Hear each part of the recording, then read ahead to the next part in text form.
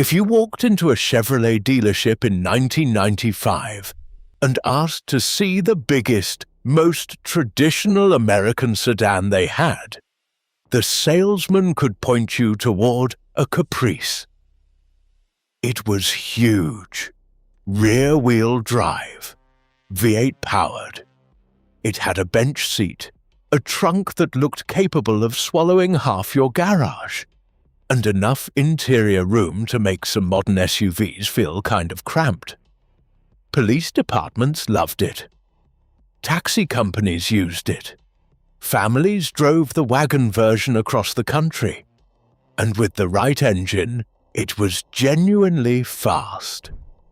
Now, if you walk into a Chevrolet dealership today and ask for a full-size rear-wheel drive V8 sedan, they will probably try to sell you a Tahoe. And yeah, that pretty much tells you how this story ends. The Chevrolet Caprice was not slowly retired because it had become useless. It was not killed because it could no longer compete. In fact, by the middle of the 1990s, the final Caprice was becoming one of the most capable cars Chevrolet had ever built. And then, GM shut down the entire line. So how did a car that had represented American family transportation for more than 3 decades disappear almost overnight? And why did Chevrolet kill it right when it was finally getting really good? To understand that, we have to go back to 1965, when the Caprice was not even technically its own model yet. Ford had just created a surprisingly successful new kind of car with the LTD. It was still a normal full-size Ford underneath, but it had a quieter interior, nicer materials, more chrome, and enough luxury equipment to make buyers feel like they were getting something close to a Lincoln, without actually paying Lincoln money. Chevrolet needed an answer, and they needed one quickly. So, in February of 1965, Chevrolet introduced the Caprice Custom Sedan as a luxury option package for the Impala 4-door hardtop. It cost an extra $200 on top of the Impala's base price, which was not nothing at the time, but it added thicker carpeting, upgraded upholstery, wood-style interior trim, extra lighting, a reinforced frame, stiffer suspension components, and little fleur-de-lis emblems on the roof. Basically, Chevrolet took the already successful Impala, put it in a nicer suit, and sent it after the Ford LTD. The idea behind it was simple, affordable luxury.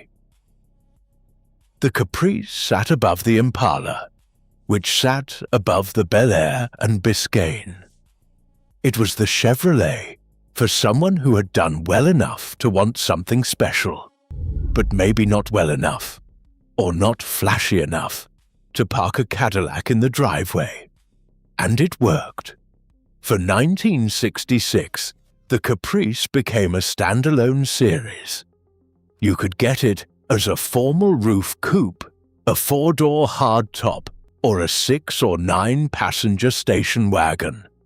Chevrolet sold around 181,000 of them that year, not including wagons in some counts. The wagon was especially memorable. With simulated wood grain along the sides and enough room for an entire family, plus luggage, coolers, blankets, and probably 3 things nobody remembered packing. It became one of those cars that seemed built for the American road trip. During the late 1960s, the Caprice became part of Chevrolet's full-size golden era. These cars were wide, soft, quiet, and proudly excessive. In 1966, you could even order a 427 rated at 425 horsepower. Gasoline was cheap. Highways were expanding. Suburbs were growing. And a large sedan represented comfort, success, and stability. In fact, the 100 millionth vehicle, built by General Motors in the United States, was a light blue 1967 Caprice coupe. That tells you something about how important this car had become. It was not some strange niche model. It was Chevrolet showing off what the company thought a successful American car should be. Then, during the 1970s, the Caprice got even bigger. The 1971 through 1976 cars were the largest Chevrolets ever produced. By 1976, a Caprice could measure nearly 223 inches long and weigh more than 4,300 pounds. That is not really a sedan anymore. That is a small apartment with a carburetor. But the world around the Caprice was beginning to change. The 1973 oil embargo made large, thirsty cars much harder to justify. Emissions regulations reduced engine output. Catalytic converters arrived. Big V8s that once advertised enormous horsepower figures became slower and more restrained. By 1976, a 400 cubic inch engine could make around 175 horsepower.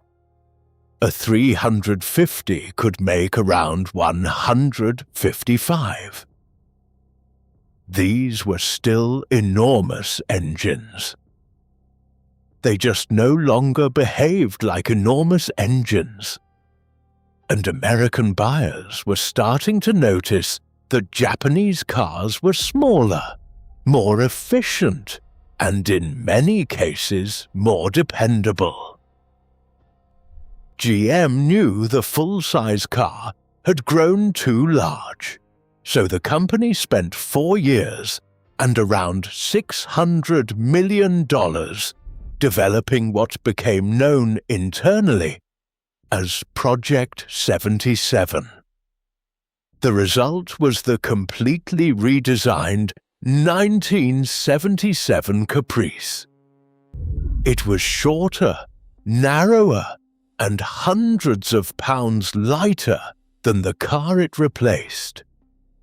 Depending on the body style, GM removed more than 600 pounds and nearly 900 pounds from the wagon. But this was not one of those downsizing jobs where the new car somehow feels smaller everywhere that matters. The 1977 Caprice retained useful interior room, improved fuel economy, and became famous for being exceptionally quiet. Motor Trend named it Car of the Year. Enthusiasts would later call it the box Chevy. Its square body, upright glass, chrome trim, and rear-wheel drive layout looked like the final form of the old American sedan. It was not trying to be European. It was not trying to be futuristic. It was just trying to be a very good Chevrolet. Police departments, taxi fleets, government agencies, and ordinary families got exactly what they wanted. It was durable, comfortable, easy to repair, and roomy enough for 6 adults, assuming the people in the middle were reasonably friendly. For more than a decade, the basic shape barely changed. And normally, that sounds like a criticism. But in the case of the Caprice, it became part of the appeal. By the late 1980s, though, the American sedan market was transforming again. The Ford Taurus had made rounded front-wheel drive family cars look modern. The Honda Accord and Toyota Camry were becoming default choices for middle-class buyers. Luxury buyers were increasingly looking toward BMW, Mercedes-Benz, Lexus, and Audi. The old Caprice was still useful, but it looked like it belonged to another era. So, Chevrolet tried something bold. For 1991, the Caprice received a completely new aerodynamic body over a version of the existing chassis. And people had opinions. Critics called it a beached whale, an upside-down bathtub, and shamu. The skirted rear wheels made the body look even heavier, and from certain angles it appeared as if the car had been partially melted. But here is the strange thing. The supposedly disastrous redesign won Motor Trend Car of the Year, and it sold well in its first year.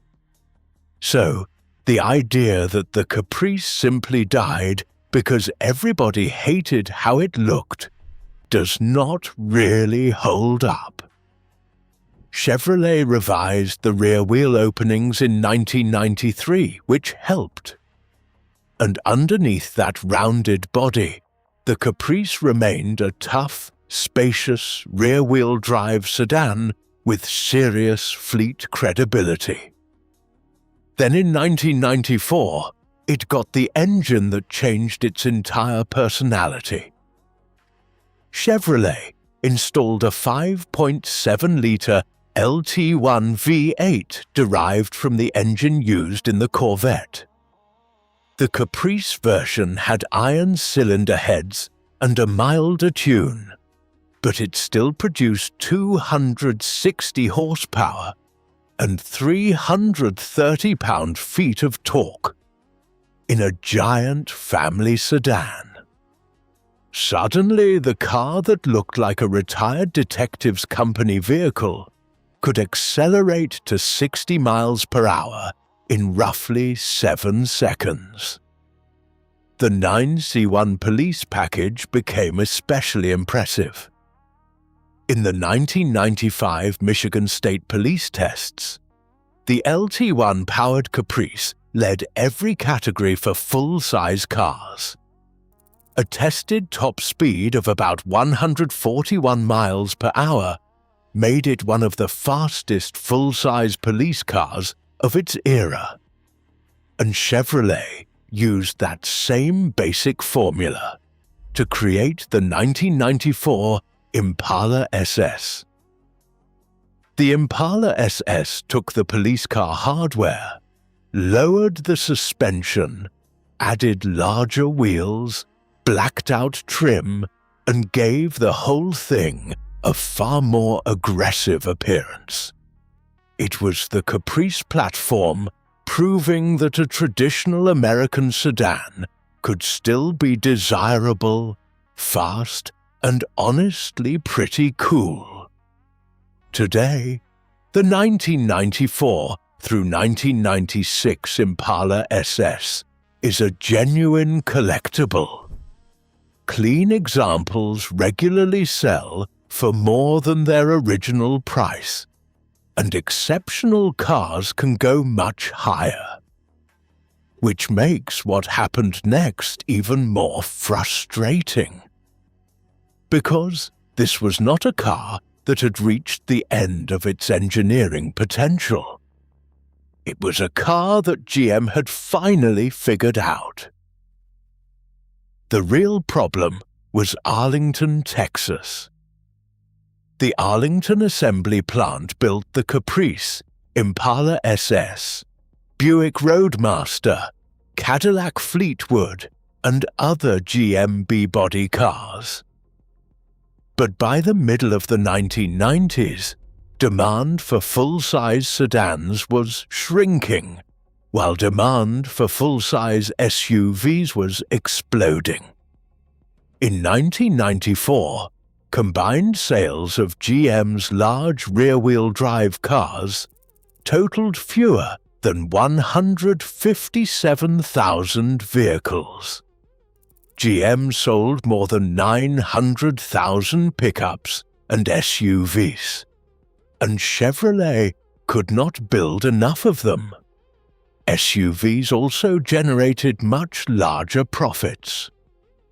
They were based on truck hardware, but buyers were willing to pay luxury car prices for them.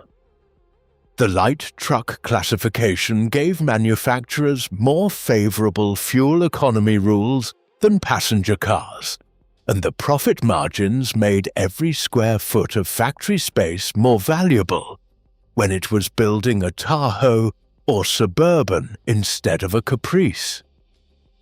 A GM marketing official reportedly described the decision as a no-brainer. And financially, it probably was. That is what makes the death of the Caprice so important. It was not really defeated by a better sedan. It lost its factory to the SUV. GM converted Arlington to build the Chevrolet Tahoe and Suburban, along with related GMC models, and later the Cadillac Escalade. The final Chevrolet Caprice was built on December 13, 1996. After 31 years, the traditional full-size Chevrolet sedan was gone. There was no direct replacement. The Lumina became Chevrolet's premium passenger car, but it was a front-wheel drive mid-size sedan. The Impala returned in 2000, also with front-wheel drive and V6 power. Those may have been perfectly reasonable cars, but they were not Caprices. They did not have the same size, the same chassis, the same V8 character, or the same strange ability to serve as a family car, police cruiser, taxi, road trip wagon, lowrider, and performance sedan, depending on who bought it.